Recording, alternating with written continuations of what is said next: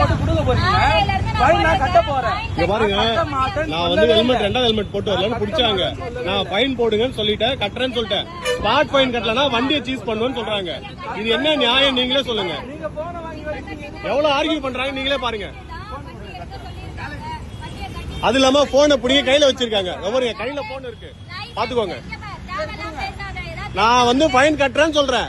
இப்பயே இங்கே கட்டுனா என்கிட்ட காசு இல்ல, எனக்கு டைம் இருக்கு ஃபைன் கட்டுறதுக்கு. நான் ஃபைன் கட்டுறேன்ற வண்டியை சீஸ் பண்ணுன்றாங்க. இதுக்கு அதுதான் எவிடன்ஸ். நான் வந்து ஃபைன் கட்டுறேன், நான் ஃபைன் கட்டுறேன்னு சொல்றேன், ஸ்பாட்லயே கட்டணும்ன்றாங்க. ஃபைன் பே பண்ணாதான் வண்டி விடுவோன்றாங்க. எனக்கு காசு இல்ல, நான் ஹாஸ்பிட்டலுக்கு வந்தா காசு இல்ல, என்கிட்ட சுத்தமா காசு கிடையாது.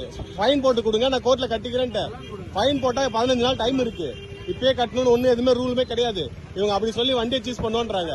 இது நடந்தது அப்படின்னா நான் கம்ப்ளைண்ட் கொடுப்பேன் கமிஷன் ஆபீஸ் போயிட்டு. அதுக்கு இதுதான் ப்ரூஃப், இந்த வீடியோ தான் ப்ரூஃப்.